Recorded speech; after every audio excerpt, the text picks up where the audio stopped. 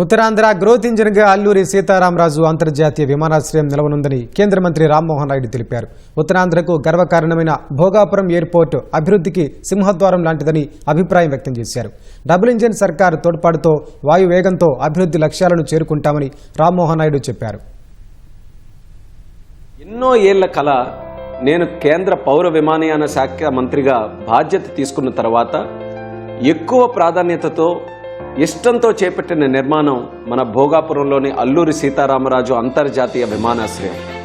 ప్రపంచం మెచ్చిన నేత, కోట్లాది మంది ప్రజలకి ఆశాజ్యోతి మన ప్రధానమంత్రి వర్యులు నరేంద్ర మోదీ గారి చేతుల మీదుగా చాలా గొప్పగా ప్రారంభోత్సవం జరగడం ఎంతో ఆనందంగా ఉంది.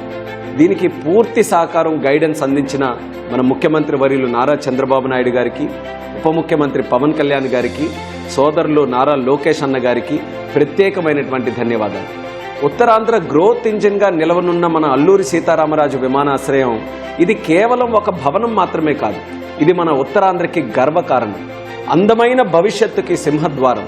ఈ అద్భుత కళాఖండం నిర్మాణంలో మొట్టమొదటి భూమినిచ్చిన, విత్తనం నాటిన స్థానిక రైతులకు, విమానాశ్రయ నిర్మాణంలో ఇటక మూసిన కూలీ అన్నలకు, ఫైళ్లు నడిపిన అధికారులకు, రాష్ట్ర కేంద్ర ప్రభుత్వ అధికార యంత్రాంగానికి, నిర్మాణ సంస్థ ప్రతినిధులకు, ఈ గొప్ప సంకల్పానికి తోడ్పాటు అందించిన ఉత్తరాంధ్ర ముద్దుబిడ్డ స్థానికులు, శ్రీమంతుడుగా ఈ యొక్క కార్యక్రమాన్ని చేపట్టిన గ్రంథి మల్లికార్జునరావు గారికి, మన ఆశల్ని ఆకాశంలో ఎగరవేయడానికి సహకారం అందించిన ప్రతి ఒక్కరికి కూడా హృదయపూర్వక ధన్యవాదాలు తెలియజేసుకుంటున్నాను.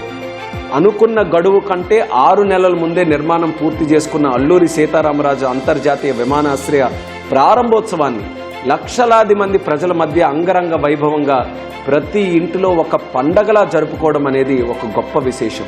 అభివృద్ధి విషయంలో మన ఐక్యత దేశానికే స్ఫూర్తిగా నిలవబోతుంది. ఘనమైన భవిష్యత్తు వైపు ఈరోజు ఒక బలమైన అడుగు వేశాం.